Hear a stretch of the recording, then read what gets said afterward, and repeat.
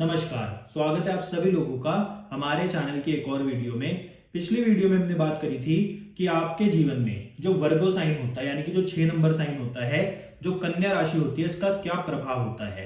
परंतु आज हम बात करेंगे आपकी कुंडली में 7 नंबर राशि के बारे में, जो कि वर्गो साइन या फिर आप इसको तुला राशि बोल सकते हो।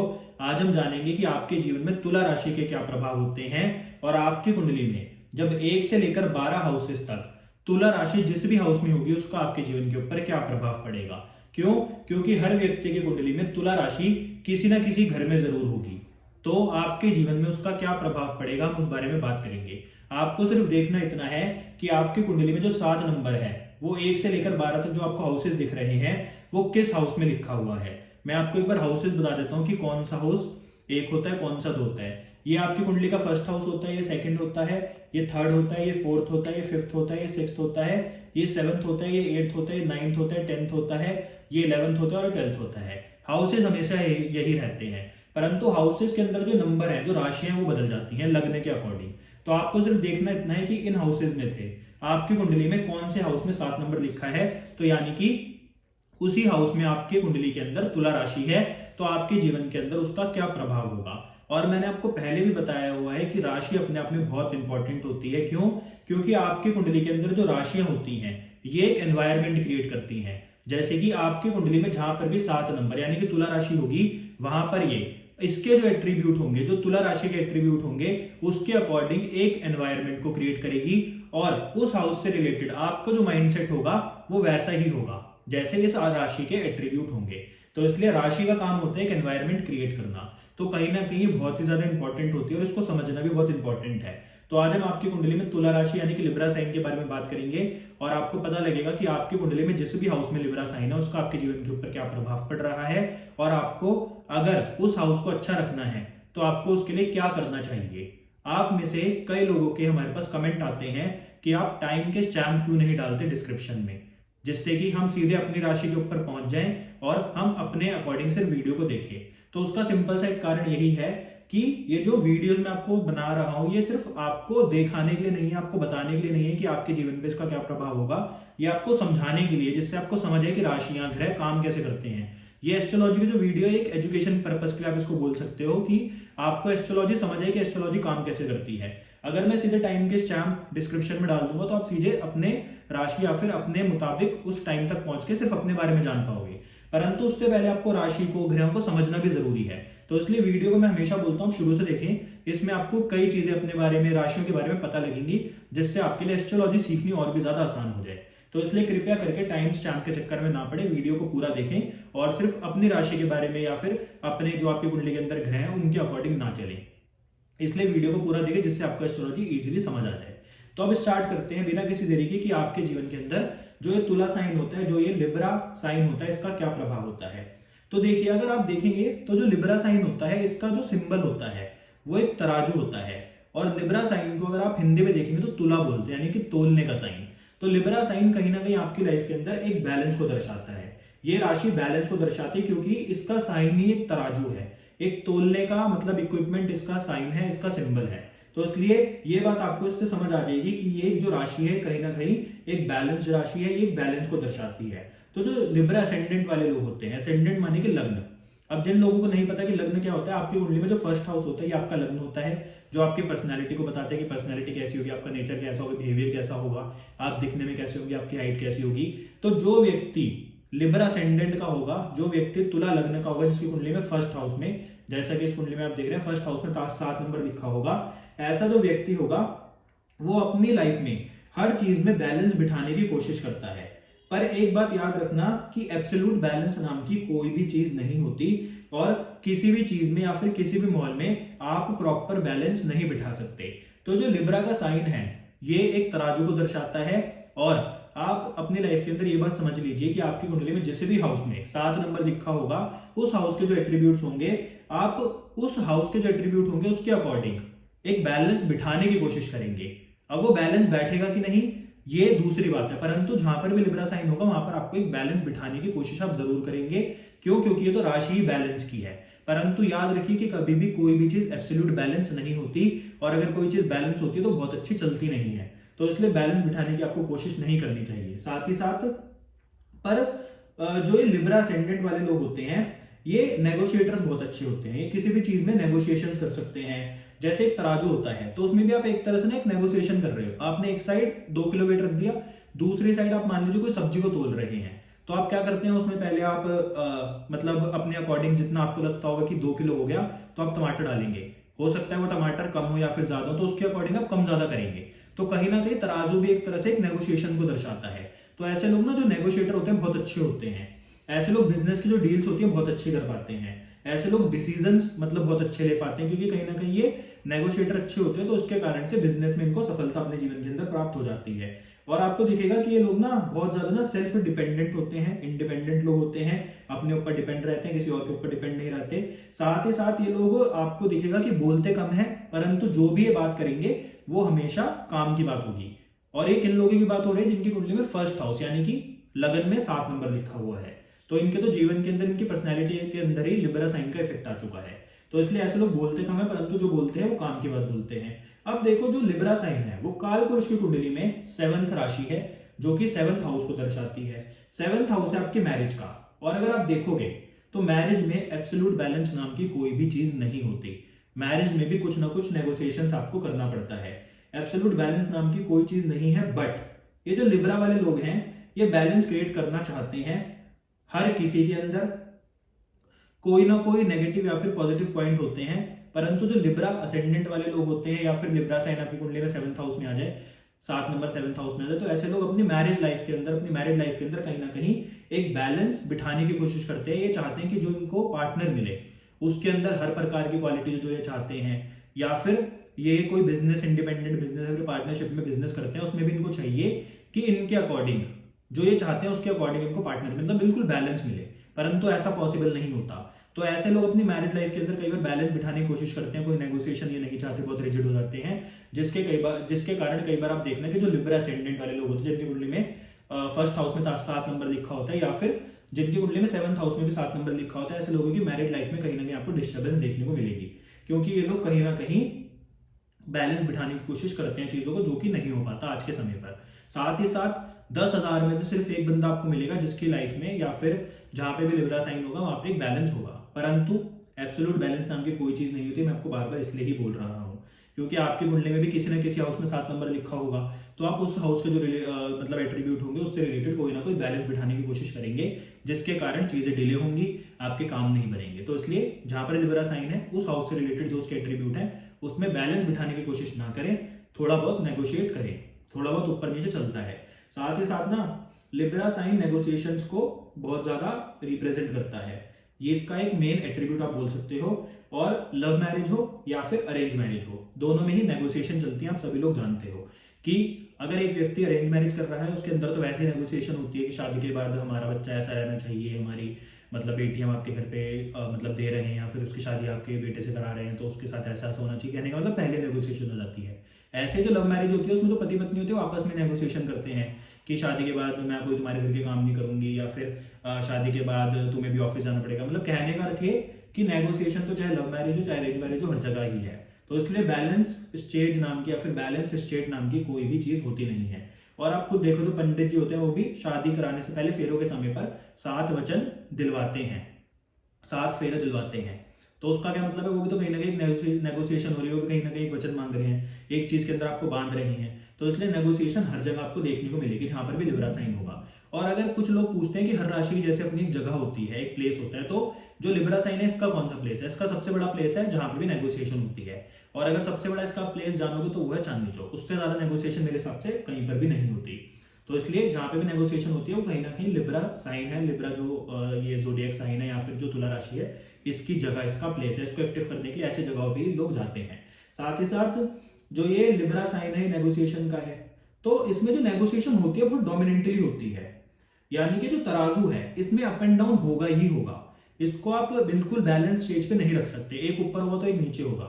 तो इसमें आपको नेगोशिएशन तो करना ही पड़ेगा, तभी जाके चीज ठीक होगी। तो इसलिए नेगोशिएशन सबसे बड़ा इसका एट्रीब्यूट है। साथ ही साथ आज हम शादी के बारे में इसलिए बात कर रहे हैं क्योंकि जो 7 नंबर है फिर 7वां हाउस है शादी का ही है, सबसे मेन इसका एट्रीब्यूट ही शादी है। तो इसलिए बार बार आपको मैं शादी की बातें बता रहा हूँ। अब देखो जैसे शादी है तो शादी में अप एंड डाउन तो होना ही है, कुछ भी स्ट्रेट कभी भी नहीं चलता, कुछ भी बहुत ज्यादा अच्छा या फिर बहुत ज्यादा बुरा नहीं होता। क्योंकि नेगोशिएशन तो हर जगह है, तो ऐसे शादी के अंदर भी आपको नेगोशिएट करना ही पड़ेगा, तभी आपकी लाइफ अच्छी चलेगी, आपकी मैरिड लाइफ में ठीक होगा। कुछ बातें आपको माननी पड़ेगी, कुछ बातें आपके पार्टनर या फिर आपके स्पाउस को माननी पड़ेगी। इसलिए कई बार जो लिब्रा असेंडेंट वाले लोग होते हैं जिनकी कुंडली में 7 नंबर पहले हाउस में हो, या फिर जो लिब्रा साइन वाले हो जिनकी कुंडली में 7th हाउस में 7 नंबर लिखा हो, ऐसे लोगों की जो पार्टनरशिप होती है, चाहे बिजनेस पार्टनरशिप हो, वो भी कई बार खराब हो जाती है, क्योंकि ये चीजों को बैलेंस करने की कोशिश करते हैं, जो कि पॉसिबल नहीं है। हर चीज में एक दूसरे को कॉम्प्रोमाइज करना ही पड़ता है थोड़ा बहुत तो। और लिब्रा जहां पर भी, वहां पर एक फ्लक्चुएशन भी है, क्योंकि तराजू में आप एक साथ अपने अकॉर्डिंग वेट रखते हो तो वो एक साथ ऊपर नीचे जाता है, फिर धीरे धीरे आप उसको इक्वल करने की कोशिश करते हो। तो जहां पे लिब्रा साइन है वहां पर कहीं ना कहीं एक जो चीज हो रही है ऊपर नीचे बहुत तेजी से हो रही है। तो इसलिए आप खुद सोचो कि ये जो एस्ट्रोलॉजी है इसमें जितने भी साइंस हैं ये आपके जीवन से, आपकी लाइफ से परफेक्ट मैच करते हैं। तभी जो हमारे ऋषि मुनि थे जिन्होंने एस्ट्रोलॉजी बनाई, जिन्होंने ये जो एस्ट्रोलॉजी थी इसके ऊपर रिसर्च करिए, जो भी करा, हर साइन को जो एक सिंबल दिया है वो बहुत ज्यादा वेरीफाई या फिर रिसर्च करने के बाद ही दिया है। इसलिए आपकी लाइफ के अंदर जो एस्ट्रोलॉजी और जो साइंस है इसका आपको एक परफेक्ट मैच देखने को मिलेगा। एक ही साइन के अंदर आपको हजारों चीजें ऐसी मिलेंगी जो कि छुपी हुई है, जो कि हिडन है। तो इसलिए एस्ट्रोलॉजी बोला जाता है किसी व्यक्ति को पूरी कभी भी नहीं आती, इसमें नई नई चीजें व्यक्ति ढूंढते ही रहते हैं। साथ ही साथ याद रखना कि जो लिब्रा का साइन है ये जहां पे होता है वहां लोगों को लगता है कि बैलेंस होगा, पर नहीं, वहां बैलेंस नहीं होता, वहां पर बैलेंस बनाने की कोशिश की जाती है। चाहे आप अपनी कुंडली में भी देख लेना, जहां पर लिब्रा का साइन होगा वहां पर आप बैलेंस सोचोगे कि हो, परंतु क्या कर रहे हो, आप कोशिश कर रहे हो कि वो हाउस आपका बैलेंस हो जाए, परंतु नहीं। जहां पर लिब्रा साइन है वहां पर कोई एब्सोल्यूट बैलेंस नहीं है, सिर्फ आप कोशिश कर रहे हो कि इसको कैसे बैलेंस किया जाए। और देखो कि तराजू में एक साइड बैलेंस कांस्टेंट होता है तो दूसरी साइड कम ज्यादा हो ही रहा है, उसके बाद ही कोई चीज इक्वल हो रही है, उसके बाद ही सब्जी वाला आपको सब्जी बेच रहा है, या फिर कोई भी व्यक्ति आपको तराजू के ऊपर जो चीज तोल रहा है उस पहले वो उसको ऊपर नीचे करता है, कम ज्यादा करता है, उसके बाद ही वो ठीक फॉर्म में आती है। तो इसलिए कहीं ना कहीं लिब्रा सबसे जो मेन इसका एट्रीब्यूट है वो नेगोशिएटर है।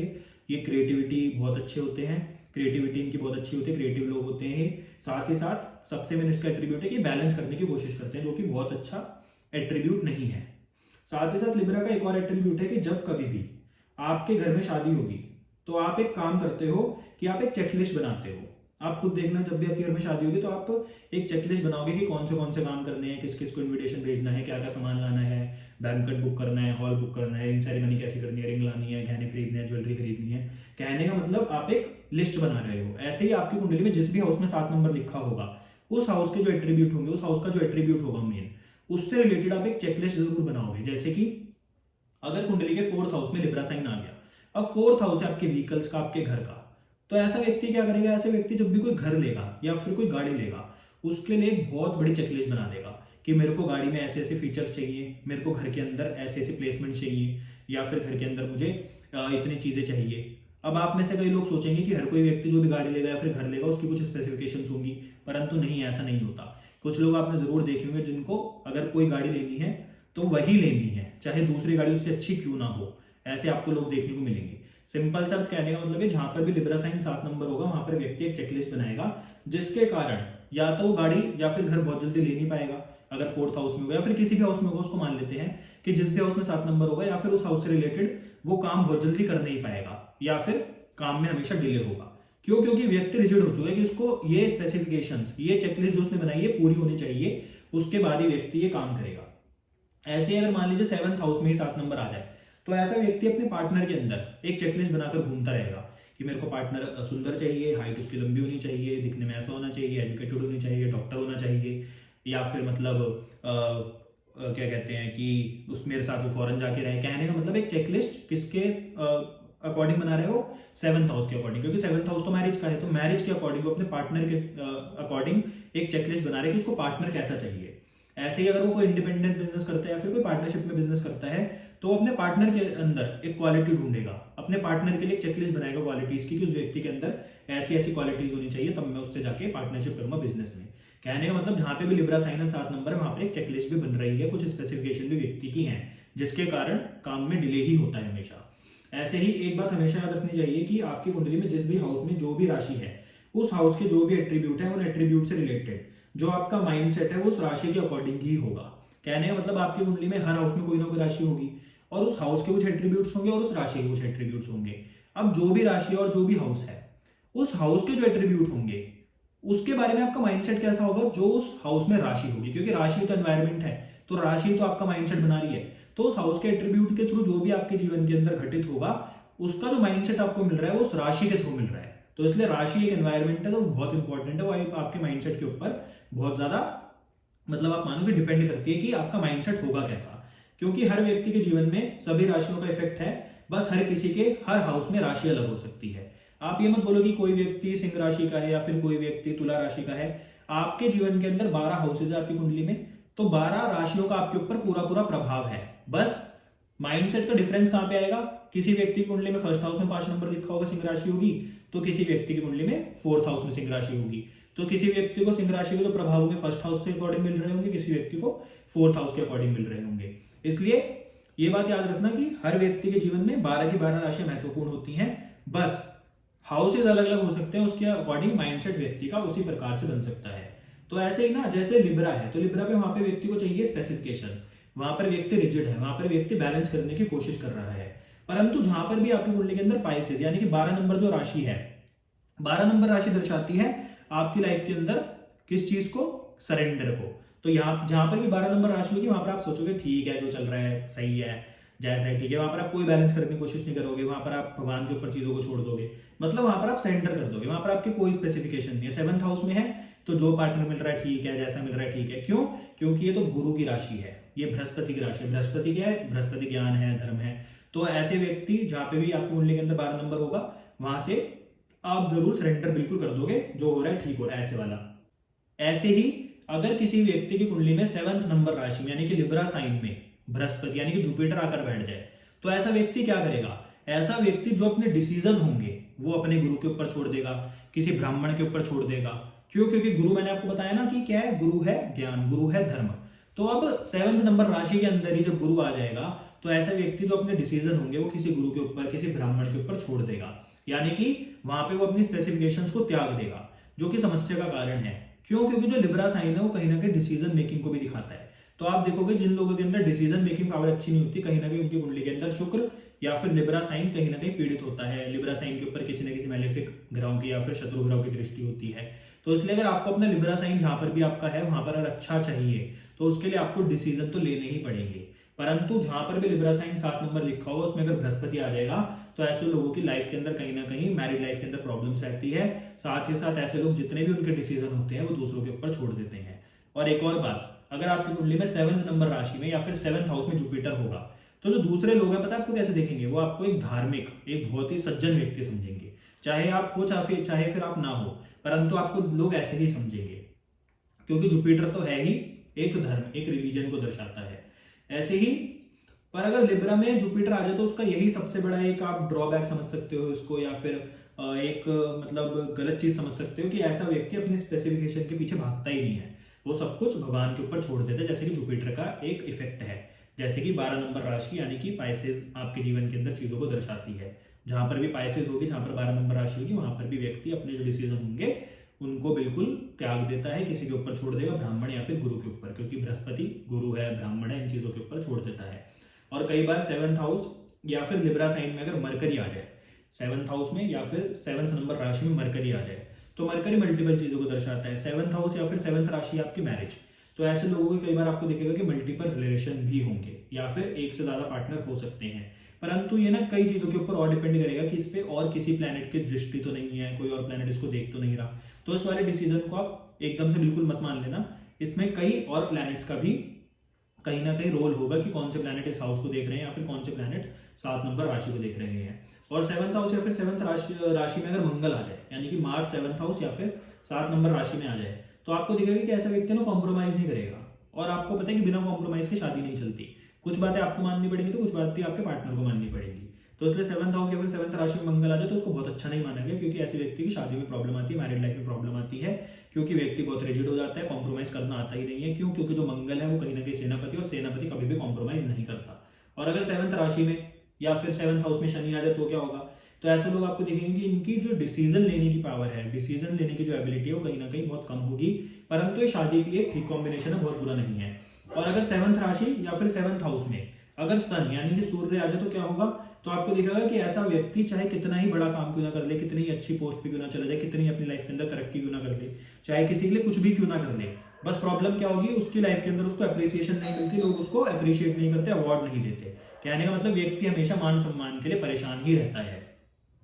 और अगर मान लीजिए कि लिब्रा साइन में या फिर 7 नंबर हाउस में मून आ जाए, तो अगर मून होगा तो ऐसे व्यक्ति भी डिसीजन मेकिंग पावर में बहुत अच्छे नहीं होते, इनकी भी डिसीजन लेने की एबिलिटी बहुत अच्छी नहीं होती, क्योंकि मून कहीं ना कहीं फ्लक्चुएशंस को दर्शाता है। तो ऐसे लोग जो डिसीजन लेते हैं उसमें बार बार अप डाउन चलता रहता है, कभी तो कुछ कहेंगे कभी कुछ कहेंगे, ये भी आपको देखने को मिलेगा।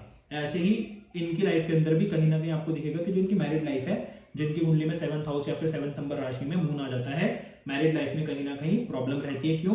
क्योंकि जो इनका पार्टनर होता है उसके प्रति जो इनका अट्रैक्शन होता है, उसके प्रति जो इनका इंटरेस्ट होता है, वो कहीं ना कहीं कम हो जाता है। तो कई बार ऐसे लोगों के भी अफेयर देखे गए हैं जिनकी कुंडली में 7th राशि या फिर 7th हाउस में मून हमें मिला है, परंतु इसके लिए भी कई और कंडीशंस लागू करती हैं। अब अगर मान लीजिए 7th हाउस में या फिर 7th राशि में राहु होगा तो क्या होगा? तो 7th राशि में या फिर 7th हाउस में अगर राहु होगा तो ऐसा व्यक्ति बहुत सिंपल सी बात है, या तो इंटरकास्ट मैरिज करेगा, अपने कल्चर से अलग जाकर मैरिज करेगा, या फिर ऐसे व्यक्ति के भी कई बार अफेयर देखने को मिल सकते हैं, क्योंकि राहु भी एक तिगड़मबाज प्लैनेट है। अब मान लेते हैं कि केतु 7th हाउस या फिर 7th राशि में आ जाए तो क्या होगा? तो केतु तो है डिटैचमेंट का प्लैनेट, तो ऐसा व्यक्ति भी अपनी शादी के अंदर इसको बहुत ज्यादा इंटरेस्ट नहीं रहता, अपने पार्टनर से बहुत ज्यादा अटैच नहीं रहते। ऐसे व्यक्ति को कई बार अपने पार्टनर से दूर होना पड़ता है। ऐसे व्यक्ति का पार्टनर कहीं फॉरेन में रह रहा होगा, वो इंडिया में रह रहा होगा, या फिर कहने का मतलब कई बार ऐसे लोग अपने पार्टनर से दूर रहते हैं। दूसरा, ऐसे लोगों का लाइफ के अंदर ना कई बार हमने देखा है कि जो मैरिड लाइफ होती है उसमें एक हैवी डिससेटिस्फेक्शन रहती है, जिसके कारण कई बार इनके डिवोर्स भी देखे गए हैं। तो इसलिए 7th हाउस या फिर 7th राशि में जो केतु है वो भी कहीं ना कहीं बहुत अच्छा प्लैनेट नहीं माना गया। अब आप देखो कि Libra is all about win win situation. तो जहां पर भी अगर लिब्रा है ना, अगर आप वहां पर रिजिड होने की जगह विन विन सिचुएशन की ओर बढ़ेंगे तो आप अपने आप सक्सेसफुल हो जाओगे। जहां पर भी लिब्रा है वहां पर रिजिड होने की बिल्कुल जरूरत नहीं है, आपको बिल्कुल कोई चीज बैलेंस करने की जरूरत नहीं है। आप सिर्फ अपनी विन विन सिचुएशन देखो जिसमें आपका भी फायदा हो और सामने वाले का भी फायदा हो।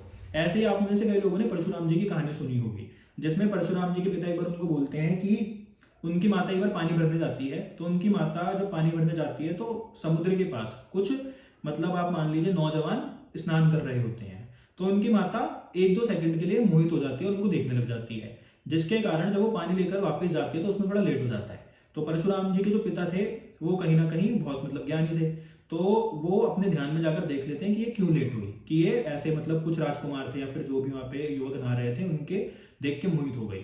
तो उनके पिता जो परशुराम जी के पिता थे वो अपने सभी बच्चों को बोलते हैं कि इस मतलब जो उनकी माँ थी परशुराम जी की, उनका गला काट दो। कहने का मतलब परशुराम जी के पिता अपने बच्चों को ही बोलते हैं, जो उनके परशुराम जी के और भी भाई होते हैं, कि अपनी माता का गला काट दो।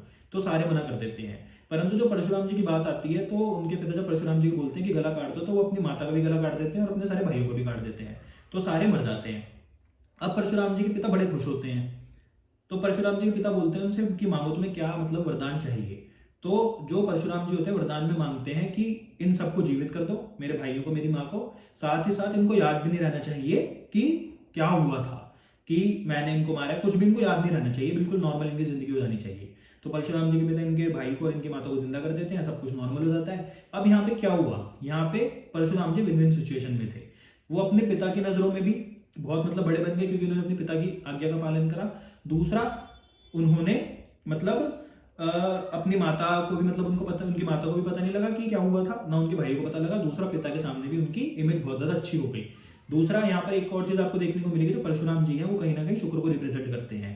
तो जो शुक्र है उसके अंदर एक क्वालिटी होती है दूरदर्शिता की, क्योंकि परशुराम जी को क्या आपको लगता है पता नहीं था कि क्या होने वाला है आगे। उनको पता था कि वो ऐसे सर काटेंगे, उनके पिता उनको वरदान के लिए बोलेंगे, फिर वरदान मांगेंगे और वो अपनी माता को जिंदा कर लेंगे और भाइयों को जिंदा कर लेंगे, उनको सब पता था।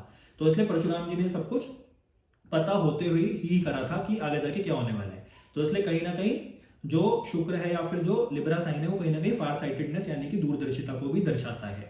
तो इसलिए जैसे परशुराम जी विन विन सिचुएशन में थे, मान लीजिए अब जो उनके भाई थे उन्होंने अपनी माता का गला काटने से मना कर दिया। अब माता के लिए तो अच्छे बन गए, परंतु पिता की नजरों में उनकी इज्जत कम हो गई, क्योंकि उन्होंने पिता की आज्ञा का पालन नहीं करा। परंतु परशुराम जी ने पिता का आज्ञा का पालन भी करा, माँ की नजरों में भी बुरे नहीं बने। हर जगह विन विन सिचुएशन, यानी कि सांप भी मर गया परंतु लाठी भी नहीं टूटी। कहने का अर्थ ये है कि जहां पे भी लिब्रा साइन है 7 नंबर है, वहां पर आपको भी विन विन सिचुएशन देखनी चाहिए, वहां पर आपको रिजेक्ट नहीं होना चाहिए। जहां पर लिब्रा का साइन है वहां पर आपको यही ढूंढना चाहिए कि आपका भी फायदा हो और सामने वाले का भी फायदा हो। जहां पर लिब्रा का साइन हो वहां पर आपको डिसीजन लेने से कतराना नहीं चाहिए, उस हाउस से रिलेटेड, चाहे रिजल्ट अच्छा हो या फिर बुरा हो। क्योंकि अगर आपकी डिसीजन मेकिंग पावर अच्छी होगी तभी कुंडली में शुक्र अच्छा होगा, जो कि लग्जरी में रहेगा, तभी आपकी कुंडली में लिब्रा साइन आपको अच्छे प्रभाव देगा। लिब्रा साइन जब भी एक्टिव होगा या फिर लिब्रा साइन में अगर कोई प्लैनेट होंगे तो आप देखोगे कि आपकी लाइफ के अंदर नई नई अपॉर्चुनिटीज आएंगी। अब लिब्रा साइन एक्टिव कब होगा? लिब्रा साइन एक्टिव होगा जब आपके जीवन के अंदर शुक्र की दशा आएगी या फिर लिब्रा साइन में कोई प्लैनेट बैठा होगा जब उसकी दशा आएगी। तो आप देखोगे कि लिब्रा साइन जब भी एक्टिवेट होता है तो व्यक्ति के जीवन के अंदर कहीं ना कहीं नई नई अपॉर्चुनिटीज आती हैं। तो इसलिए व्यक्ति के जीवन में जब भी शुक्र की दशा आती है तो व्यक्ति के जीवन में नई नई अपॉर्चुनिटीज आएंगी। चाहे शुक्र कितना ही बुरा हो, चाहे शुक्र कुंडली में कितना ही मैलेफिक बन के बैठा हो, परंतु नई अपॉर्चुनिटीज तो आपको देगा ही। साथ ही साथ लिब्रा की एक और बहुत बड़ी क्वालिटी होती है कि लिब्रा एक क्रिएटिव साइन है। लिब्रा क्रिएटिविटी को दर्शाता है। तो चाहे आप क्रिएटिव व्यक्ति हो या फिर नहीं हो, परंतु आपकी कुंडली में जहां पर भी लिब्रा यानी कि 7 नंबर साइन है वहां पर आप क्रिएटिव हो, साथ ही साथ आपके अंदर वहां पर क्रिएटिविटी भी है। तो इसलिए लिब्रा का साइन कहीं ना कहीं क्रिएटिविटी को भी दर्शाता है। तो अब आप में से कई लोग जो टाइम स्टैम्प के बारे में बोल रहे थे वो ना लगाने का कारण यही था कि उससे पहले ही हमारी इतनी बड़ी चर्चा होती है कि हम एक साइन को समझते हैं। तो अगर मैं टाइम स्टैम्प लगा दूंगा तो आप सभी लोग इस मेन जो मुद्दा है, मेन जो प्लैनेट को समझने का एक प्रोसेस है उसको मतलब समझ नहीं पाओगे। तो इसलिए टाइम स्टैम्प ना लगाने का यही कारण है। तो ये हमने बात करी कि लिब्रा साइन किन चीजों को दर्शाता है और फर्स्ट हाउस में 7 नंबर होता है तो व्यक्ति कैसा होता है। अब बात करेंगे जिस व्यक्ति की कुंडली में सेकंड हाउस यानी कि धन भाव में 7 नंबर आ जाएगा तो ये किन चीजों को दर्शाता है। तो मैंने आपको क्या बोला कि ऐसा व्यक्ति स्पेसिफिकेशन ढूंढता है। तो ऐसा व्यक्ति खाने के मामले में ढूंढेगा कि मेरे को खाना स्पाइसी नहीं चाहिए, ऐसा चाहिए, खाना इस कॉन्टिनेंट का होना चाहिए, खाने में कमियां निकालेगा। कई बार कहने का मतलब खाने के मामले में रिजिड हो जाएगा। दूसरा, ऐसे व्यक्ति को स्पेसिफिकेशन धन के मामले में चाहिए कि पैसा मेरे को ऐसे चाहिए, पैसा मेरे को इतना चाहिए, पैसा मेरे को गाड़ी के लिए चाहिए, घर के लिए चाहिए, फिर उसके बाद कुछ चीज़ों के लिए EMI भरनी है, इलेक्ट्रिसिटी के लिए चाहिए। कहने मतलब पैसों के मामले में एक चेकलिस्ट कि पैसा किन किन चीज़ों के लिए मुझे चाहिए, घर के लिए चाहिए, आगे जाके घर लेना है, गाड़ी लेनी है, एक चेकलिस्ट बनाएगा। शादी करनी है उसमें पैसा खर्च होगा। कहने का मतलब पैसे से रिलेटेड जो भी चीज़ होगी उसमें एक चेकलिस्ट बनाएगा। तीसरा, ये फैमिली का हाउस भी है तो ऐसे व्यक्ति को फैमिली से रिलेटेड भी कहीं ना कहीं चेकलिस्ट चाहिए कि फैमिली ऐसी होनी चाहिए, मतलब बच्चे इतने होने चाहिए, ये होना चाहिए। कहने का मतलब फूड, फाइनेंस और फैमिली, इनसे रिलेटेड चेकलिस्ट तैयार करेगा। परंतु ये एक सेकंड हाउस में जब भी लिब्रा साइन आएगा, एक अच्छी चीज क्या है कि ऐसा व्यक्ति फूड से रिलेटेड कोई क्रिएटिव काम कर सकता है। ऐसा व्यक्ति अच्छी नए नए डिशेस बना सकता है। जो लोग आप देखोगे कि फूड में क्रिएटिविटी करते हैं, चाहे बड़े बड़े जो फूड के मतलब शोज होते हैं उसमें जो लोग आते हैं अलग अलग चीजें बनाते हैं, उनके अपने कई बार कुंडली में पाया है कि सेकंड हाउस का कनेक्शन कहीं ना कहीं लिब्रा साइन से होता है। क्योंकि लिब्रा साइन अगर सेकंड हाउस में हो तो वहां पर क्रिएटिविटी आएगी। तो ऐसे लोग खाने में अलग अलग चीजें बनाने की कोशिश करते हैं। ऐसे लोगों को नए नए प्रकार के खाने बनाने का शौक होता है। कई बार आपको दिखेगा कि ऐसे लोग धन के मामले में क्रिएटिव होते हैं कि पैसा कमाना कैसे, पैसा कमाने के लिए स्किल्स मतलब इनके अंदर होती हैं। साथ ही साथ आपको दिखेगा कि सेकंड हाउस में अगर 7 नंबर लिखा होगा, लिब्रा साइन होगा, तो ऐसे लोग अपनी फैमिली से रिलेटेड कहीं ना कहीं चेकलिस्ट बना लेते हैं, जिसके कारण लाइफ में कई बार प्रॉब्लम्स भी आ जाती हैं। तो इसलिए सेकंड हाउस में अगर लिब्रा साइन है तो वहां पर क्रिएटिविटी है, वहां पर आपको दिखेगा कि एक रिजिडनेस है, वहां पर आपको दिखेगा कि एक व्यक्ति चेकलिस्ट जरूर बनाएगा। अब जब कुंडली के थर्ड हाउस में लिब्रा साइन आ जाए तो थर्ड हाउस है आपके ट्रैवल का, थर्ड हाउस है कम्युनिकेशन का, आपके सिबलिंग्स का, आपके नेबरहुड का। तो ऐसे व्यक्ति को हो सकता है कि नेबरहुड अपने हिसाब से चाहिए कि नेबरहुड ऐसा होना चाहिए, नेबरहुड के पास एक नदी बहती होनी चाहिए, नेबरहुड के आसपास पार्क होने चाहिए, गार्डन होने चाहिए, इस प्रकार का उसको हो सकता है नेबरहुड चाहिए। दूसरा, थर्ड हाउस कम्युनिकेशन का भी है। तो ऐसा व्यक्ति जो कम्युनिकेशन से रिलेटेड चीज़ है उसमें बहुत अच्छी क्रिएटिविटी दिखा सकता है। चाहे अच्छे ईमेल लिखना हो, ड्राफ्ट लिखना हो, इस प्रकार के व्यक्ति काम कर सकता है, उसमें क्रिएटिव हो सकता है। साथ ही साथ आपको दिखेगा कि ऐसा व्यक्ति थर्ड हाउस आपके ट्रैवल का है। तो ऐसा व्यक्ति जब भी किसी जगह पे ट्रैवलिंग के लिए जाएगा तो उसकी कुछ चेकलिस्ट होगी कि मेरे को इस होटल में रुकना है, अच्छे वाले होटल में रुकना है, मेरे को जहाँ पे पानी हो सिर्फ उसी जगह पर जाना है, मेरे को पहाड़ों वाली जगह पसंद है। कहने का मतलब ट्रैवल से रिलेटेड एक चेकलिस्ट ये व्यक्ति तैयार रखेगा। अब यहाँ पे जो मैंने आपको बताया था कि इस प्रॉब्लम को सॉल्व कैसे किया जाए, कि अगर जहाँ पे लिब्रा साइन है, अगर आपको उस हाउस से रिलेटेड समस्या आ रही है तो उसको सॉल्व कैसे करोगे। तो आप अपनी रिजिडनेस को थोड़ा छोड़ दो। आपको अगर होटल बहुत अच्छा नहीं मिल रहा, थोड़ा कम अच्छा मिल रहा है, उसमें आप शुक्र मना लो। अगर आपको पानी और पहाड़ों में से मतलब किसी ऐसी जगह पे जाने जहाँ पर पानी हो या फिर पहाड़ों, तो जो जगह आपको मतलब कम रेट में या फिर जहाँ पे आपका कम पैसा खर्च हो रहा है वहां पे चले जाओ। कहने मतलब बैलेंस करने की कोशिश मत करो, बहुत ज्यादा इस रिजिड मत हो कि आपको जो चाहिए वही आपको मिलेगा। नहीं तो आपका ट्रैवल भी लेट होगा, आपको जो जगह चाहिए वहां पे शायद आप जा भी ना पाओ। हो सकता है कि आपको इंडिया के समुद्र की जगह फॉरेन के समुद्र में जाना हो, तो काम कैसे चलाओ, इंडिया के समुद्र से ही चला लो। कहने का तो जहाँ पे भी लिब्रा साइन है 7 नंबर है वहां पर रिजिड बिल्कुल मत हो, नहीं तो प्रॉब्लम आएगी।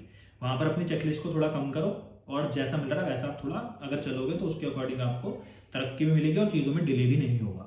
अब जब कुंडली के 4th हाउस में लिब्रा साइन जाएगा तो ये तो घर का है, गाड़ियों का है, तो ऐसा व्यक्ति क्या करेगा, जब भी कोई नया घर लेने जाएगा या फिर नई गाड़ी लेने जाएगा तो उसके लिए चेकलिस्ट बना लेगा बहुत बड़ी। अब इनकी जो चेकलिस्ट होगी वो जरूरी नहीं है कि हर गाड़ी के ऊपर फिट हो या फिर हर घर के ऊपर फिट हो, यानी कि जो क्वालिटीज उन्होंने लिखी है वो हो सकता है कि हर घर या फिर हर गाड़ी में ना मिले इनको, तो वो प्रॉब्लम क्रिएट करेगी। तो इसलिए यहाँ पे भी क्या करना है, यहाँ पे भी रिजिड नहीं होना, यहाँ पे भी अपनी चेकलिस्ट को पूरा कंप्लीट करने की कोशिश नहीं करनी। जैसा मिल रहा है, जितना आपको, जहां तक आपकी चेकलिस्ट पूरी हो रही है बहुत बढ़िया, उसको आप होने दो और वो ले लो, क्योंकि आपका क्या होगा, आप घर और गाड़ी ले भी लोगे उसके बाद भी आपके अंदर कहीं ना कहीं डिससेटिस्फेक्शन रहेगी ही रहेगी, क्योंकि चेकलिस्ट जो आप बनाओगे पूरी होती नहीं है इतनी आराम से। आपको हर गाड़ी में हर फीचर चाहिए वो तो पॉसिबल नहीं है, आपको हर घर अपने अकॉर्डिंग चाहिए वो तो पॉसिबल नहीं है। तो इसलिए ऐसे लोग जो चेकलिस्ट होती है उसके चक्कर में जब बहुत ज्यादा पड़ जाते हैं तो प्रॉब्लम आ जाती है। अब ऐसे लोग क्रिएटिव किस चीजों में होते हैं, ऐसे लोग गाड़ियों को मॉडिफिकेशन में क्रिएटिव होते हैं, ऐसे लोग ऑटोमोबाइल कंपनी में क्रिएटिव होते हैं, ऐसे लोग इंटीरियर डिजाइनर बहुत अच्छे बनते हैं, आर्किटेक्ट बहुत अच्छे बनते हैं, क्योंकि तो 4th हाउस है ही मतलब इन चीजों का, आपके घर का, गाड़ी का, प्रॉपर्टीज का, तो इन चीजों से रिलेटेड ऐसे लोग कहीं ना कहीं क्रिएटिव होते हैं। अब जब कुंडली के 5th हाउस में 7 नंबर यानी कि लिब्रा साइन होगा तो क्या इसका प्रभाव होगा, ऐसे लोग किसी एजुकेशन की फील्ड में जाते हैं जिसमें क्रिएटिविटी हो, ऐसे लोग एजुकेशन के मामले में बहुत क्रिएटिव होते हैं, ऐसे लोग लर्निंग के मामले में बहुत क्रिएटिव होते हैं।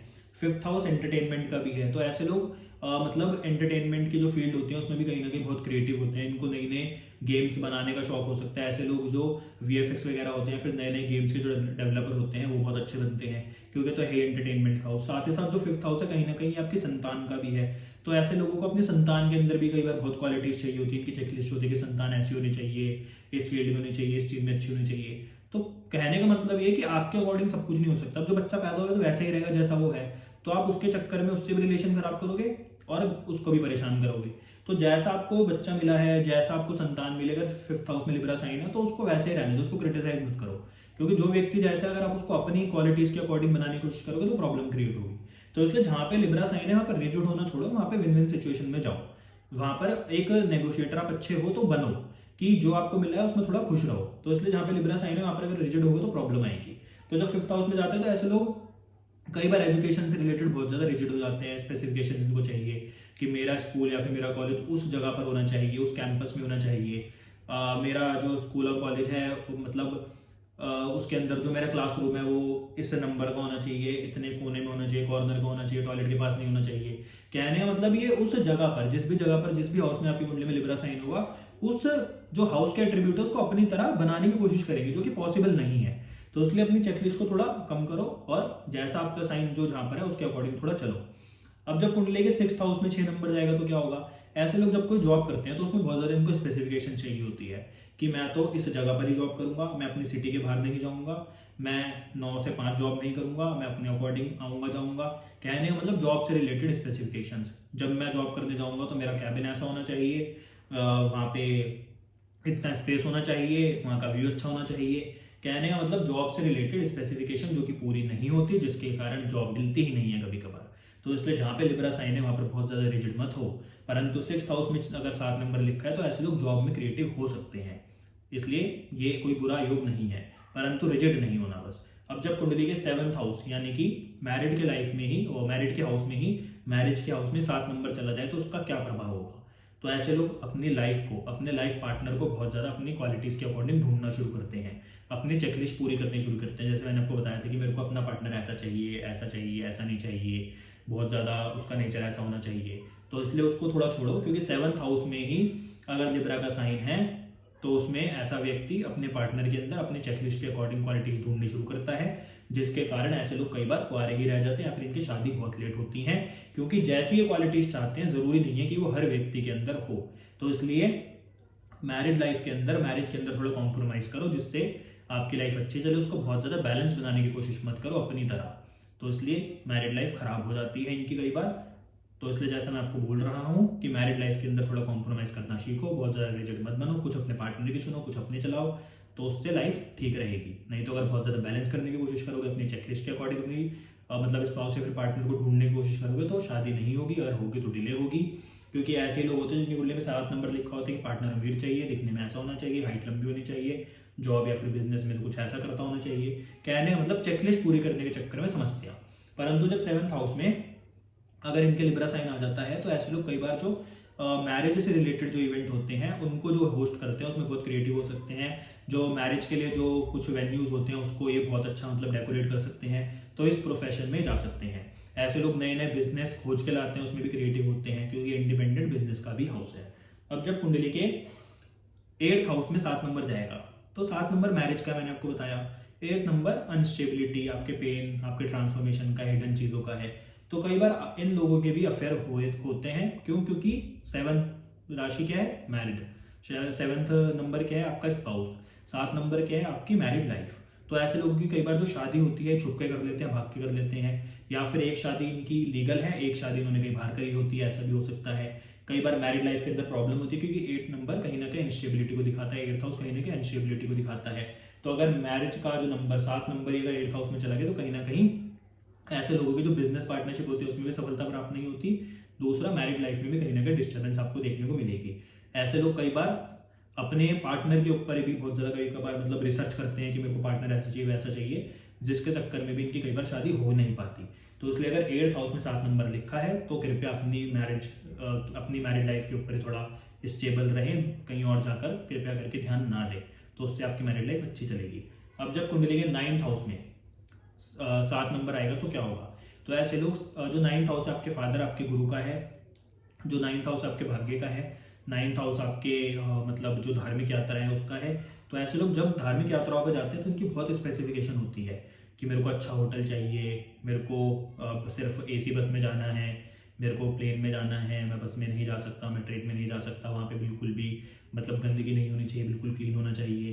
कहने का मतलब जब भी तीर्थ यात्रा पर जाएंगे उसमें एक स्पेसिफिकेशन इनको चाहिए, अपनी एक चेकलिस्ट इनको पूरी करनी है, जो कि पॉसिबल नहीं है। कई लोग आपने देखे होंगे अच्छा धार्मिक यात्रा पे जाना है, चलो उनको कोई फर्क नहीं पड़ रहा कि ट्रेन से जा रहे हैं, बस से जा रहे हैं, होटल में रुक रहे हैं, धर्मशाला में रुक रहे हैं, उनको सिर्फ जाने से मतलब है। परंतु जब 9th हाउस में 7 नंबर आ जाएगा तो ऐसे लोग स्पेसिफिकेशन ढूंढेंगे, अपनी चेकलिस्ट को पूरा करेंगे कि वहाँ पे क्या है, वहाँ पे जो हम चाहते हैं मिल रहा है या फिर नहीं मिल रहा।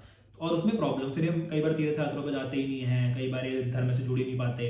कई बार ऐसे लोग अपने धर्म के अंदर ही बहुत ज़्यादा मतलब चेकलिस्ट ढूंढने लग जाते हैं कि मेरे धर्म के अंदर ऐसा ही होना चाहिए, ये चीज़ नहीं होनी चाहिए, वो चीज़ होनी चाहिए, जिसके कारण ये अपने धर्म में भी कई बार टिक नहीं पाते। साथ ही साथ ऐसे ही लोग होते हैं जो अपने गुरु के अंदर बहुत ज़्यादा क्वालिटीज चेकलिस्ट ढूंढने की कोशिश करते हैं कि मेरे गुरु ऐसे होने चाहिए, मेरे गुरु इस मतलब मठ के होने चाहिए, मतलब गुरु अपने आप पे ढूंढने की कोशिश करते हैं, अपने गुरु के अंदर अपने चेकलिस्ट के अकॉर्डिंग क्वालिटीज ढूंढने की कोशिश करते हैं, और गुरु कभी ऐसे मिलते नहीं है। तो इसलिए अगर 7 नंबर 9th हाउस में, तो जैसे गुरु मिले उनको एक्सेप्ट करें। तीर्थ यात्राओं पर जाते समय बहुत ज़्यादा रिजिड ना हो, जैसा आपको व्यवस्था मिल रही है उसके अकॉर्डिंग आप चलें। अब जब कुंडली के 10th हाउस में 7 नंबर जाएगा तो क्या होगा? 10th हाउस आपके प्रोफेशन का। तो ऐसे लोग अपने जो वर्क प्लेस होता है उसके अंदर कई बार एक चेकलिस्ट बना लेते हैं कि मेरा कैबिन सबसे कॉर्नर पे होना चाहिए, टेबल वहाँ पे ऐसी होनी चाहिए, चेयर वहाँ पर ऐसी होनी चाहिए, एक रिवर का व्यू होना चाहिए। कहने का मतलब जो 10th हाउस है वो प्रोफेशन है, वो आपका वर्किंग प्लेस है। तो ऐसे लोग अपने वर्क प्लेस को अपनी चेकलिस्ट के अकॉर्डिंग ढूंढने की कोशिश करते हैं। दूसरा, ऐसे लोग जो प्रोफेशन चूज करते हैं उसमें भी कहीं ना कहीं बहुत ज़्यादा चूजी हो जाते हैं कि मेरे को प्रोफेशन ऐसा चाहिए जिसके अंदर मैं अपने टाइम के अकॉर्डिंग आऊँ और अपने टाइम के अकॉर्डिंग ऑफिस जाऊँ, मैं इतनी छुट्टियां लूंगा महीने में, मैं ये करूंगा, इस प्रकार से मतलब अपनी कुछ सीमाओं को सेट कर लेते हैं, कुछ बंधन को अपने आप को बांध लेते हैं कि मैं तो इसके अकॉर्डिंग ही चलूंगा। तो वो चीज़ हो नहीं पाती। तो इसलिए प्रोफेशन जैसा मिला है उसको स्वीकार करें, जैसा आपको वर्क प्लेस मिला है वहां पर आप जाएं। कुछ लोग होते हैं उनको क्या मतलब होता है, अच्छा पैसे इसमें दे रहे हो, कहीं पे भी बिठा दो, कैसा भी वर्क प्लेस हो, कैसा भी एनवायरमेंट, तो फर्क नहीं पड़ता, उनको सिर्फ पैसों से मतलब है। परंतु जिनकी कुंडली में 7th नंबर 10th हाउस में आ जाएगा, ऐसे लोग अपने वर्क प्लेस पे ही एनवायरनमेंट इनको अपने अकॉर्डिंग चाहिए, लोग अपने अकॉर्डिंग चाहिए, बॉस अपने अकॉर्डिंग चाहिए, चीज़ें अपने अकॉर्डिंग चाहिए, टाइमिंग अपने अकॉर्डिंग होनी चाहिए। तो ये प्रॉब्लम का कारण बनेगा। अब जब कुंडली के 11th हाउस में 7 नंबर जाएगा तो 11th हाउस आपके डिजायर फुलफिलमेंट का, आपके फ्रेंड्स का। तो ऐसे लोग दोस्त बड़ा सोच समझ के बनाते हैं, उनके लिए इनको चेकलिस्ट चाहिए कि दोस्त ऐसे होने चाहिए, इस बैकग्राउंड से होने चाहिए, इतने अमीर होने चाहिए, या फिर कैसे भी होने चाहिए, कहने मतलब दोस्तों से रिलेटेड चेकलिस्ट। दूसरा 11th हाउस इच्छा पूर्ति का, डिजायर्स का है। तो ऐसे लोग अपने अकॉर्डिंग अपनी इच्छाओं को बनाते हैं कि हमारी ये इच्छा है इस प्रकार से पूरी होनी चाहिए। तो ऐसे में इच्छाएं पूरी होती नहीं है। तो इसलिए सबसे सिंपल, आपको अगर लिब्रा साइन को समझना है तो ये समझो कि ये लोग नेगोशिएटर अच्छे होते हैं। जहां पर लिब्रा साइन है 7 नंबर, वहां पर क्रिएटिविटी है। परंतु जहां पर लिब्रा साइन है वहां पर व्यक्ति रिजिड होने की कोशिश करता है, जो कि नहीं होना चाहिए। थोड़ा बहुत कॉम्प्रोमाइज करो, थोड़ा बहुत नेगोशिएट करो और उसके अकॉर्डिंग चलो। तो आप लिब्रा साइन के जो प्रॉब्लम, आपको जिस भी हाउस में लिब्रा साइन है अगर उस हाउस से रिलेटेड प्रॉब्लम आ रही है तो वो सॉल्व हो जाएगी। अगर प्रोफेशन के हाउस में है और प्रोफेशन से रिलेटेड प्रॉब्लम आ रही है, थोड़ा प्रोफेशनल स्पेस पे, थोड़ा अपने ऑफिस वगैरह में कॉम्प्रोमाइज करो, बिजनेस पे कॉम्प्रोमाइज करो। अगर फोर्थ हाउस में मतलब लिब्रा साइन आ जाता है और आपको गाड़ी लेने में या फिर घर लेने में बहुत ज्यादा प्रॉब्लम्स आ रही हैं, ट्रबल्स आ रही हैं, तो ट्रबल सिर्फ या फिर प्रॉब्लम सिर्फ इस चीज की आ रही है क्योंकि आपने एक चेकलिस्ट बना ली जो कि पूरी नहीं हो रही, जिसके कारण आप घर ले नहीं पा रहे। तो इसलिए थोड़ी अपनी रिजिडनेस को छोड़ो, कहने का मतलब सिर्फ ये है। तो अब जब कुंडली के 12th हाउस में 7 नंबर जाएगा तो ये किन चीजों को दर्शाता है? तो 12th हाउस है फॉरेन सेटलमेंट का, 12th हाउस है आपके इन्वेस्टमेंट का, 12th हाउस है आपकी मतलब हॉस्पिटल का, 12th हाउस है आपके मोक्ष का। तो ऐसे लोग मोक्ष के रास्ते अपने अकॉर्डिंग सोचते हैं हम ढूंढ लें। ऐसे लोगों को जो जैसा मतलब मोक्ष के कई रास्ते होते हैं, कुछ लोग स्पिरिचुअलिटी से मोक्ष प्राप्त करते हैं, कुछ लोग गुरु के अकॉर्डिंग गुरु के थ्रू मोक्ष प्राप्त करते हैं। तो ऐसे लोग कई बार जो मोक्ष के रास्ते ढूंढते हैं वो अपने अकॉर्डिंग ढूंढने शुरू कर देते हैं कि इस प्रकार से हमें मोक्ष चाहिए, मतलब ये चेकलिस्ट बनाते हैं हर चीज की। इन्वेस्टमेंट ही अपने अकॉर्डिंग करते हैं कि हमें तो इस स्टॉक में इन्वेस्ट करना है, ऐसे ऐसे जब इतना इन्वेस्ट कर देंगे तो फ्यूचर में जाके इतना बढ़ जाएगा। अब वो इनके अकॉर्डिंग हो या फिर ना हो, पर ये प्रॉपर अपनी चेकलिस्ट बना के चलते हैं। साथ ही साथ ये वही लोग होते हैं जो जब फॉरेन में सेटल होने जाते हैं तो इनको अपने अकॉर्डिंग मतलब कंट्री चाहिए कि मेरे को तो इस कंट्री में जाना है, चाहे इनके पास बजट हो चाहे फिर ना हो, मतलब चेकलिस्ट पूरी करनी है। फॉरेन घूमने जाएंगे तो भी इनको अपनी चेकलिस्ट पूरी करनी है कि वहां पर हमें नॉर्थ इंडियन में, अगर नॉर्थ इंडिया में रहे नॉर्थ इंडियन खाना चाहिए, जो कि चाहे वो कंट्री ऐसी जहाँ पर पॉसिबल ही नहीं है, परंतु इनकी तो चेकलिस्ट पूरी होनी चाहिए। तो बहुत सिंपल सा अगर आप इस वीडियो को समझो तो इसमें कहने का अर्थ सिर्फ यही है कि जहां पे भी 7 नंबर है, जहां पर भी लिब्रा साइन है, वो साउथ से रिलेटेड जो उसके एट्रीब्यूट हैं उसमें थोड़ा नेगोशिएट करो, उसमें थोड़ा कॉम्प्रोमाइज करें, तो आपके जीवन में आपको सफलता उस साउथ से रिलेटेड मिलेगी, नहीं तो ये प्रॉब्लम क्रिएट होगी और डिले ही होगा। तो आज हमने बात करी आपकी कुंडली में जो लिब्रा साइन होता है उसके आपके जीवन के ऊपर क्या प्रभाव पड़ते हैं। पर सिंपल सा अगर लिब्रा साइन को समझो तो 3 ही वर्ड है इसके लिए कि लिब्रा साइन बैलेंस को दर्शाता है और एब्सोल्यूट बैलेंस नाम की कोई चीज होती नहीं है। दूसरा, लिब्रा साइन जहां पर होते हैं वहां पर व्यक्ति कई बार बहुत ज्यादा रिजिड हो जाता है, वहां पर व्यक्ति नेगोशिएट नहीं करता, उसकी एक चेकलिस्ट बन जाती है जो प्रॉब्लम का कारण बनती है। तीसरा, जहां पर लिब्रा साइन है वहां पर क्रिएटिविटी है। अगर आप मान लीजिए क्रिएटिव व्यक्ति नहीं है परंतु आपको मतलब क्रिएटिविटी से पैसा कमाना है, तो आप क्या करेंगे? तो आपकी कुंडली में जिस भी हाउस में लिब्रा साइन है उसके एट्रीब्यूट को पकड़ें और उसके थ्रू उसके अकॉर्डिंग अपनी क्रिएटिविटी दिखाएं, तो आप पैसा कमा लेंगे। और मेरा इतना मानना है कि आपने इतने सारे वीडियोस देख लिए तो आपको हर हाउस के रिलेटेड एट्रीब्यूट्स पता लग चुके होंगे, और अगर नहीं पता तो आपको गूगल पे, सफारी पे मिल जाएंगे कि हर हाउस के एट्रीब्यूट होते हैं। तो अगर आप उसमें क्रिएटिविटी ढूंढोगे तो आपको मिलेगी भी जरूर और आप उसमें अच्छे भी होंगे। यही लिब्रा साइन का इफेक्ट है, क्योंकि वो तो एनवायरमेंट है। तो आज हमने बात करी आपकी कुंडली में लिब्रा साइन के क्या प्रभाव होते हैं और उसका क्या आपके जीवन के ऊपर इफेक्ट पड़ता है। तो अगर आपको आज की वीडियो अच्छी लगी, वीडियो को लाइक करें, शेयर करें, चैनल को सब्सक्राइब करें। आपसे मिलते हैं अगली वीडियो में। धन्यवाद।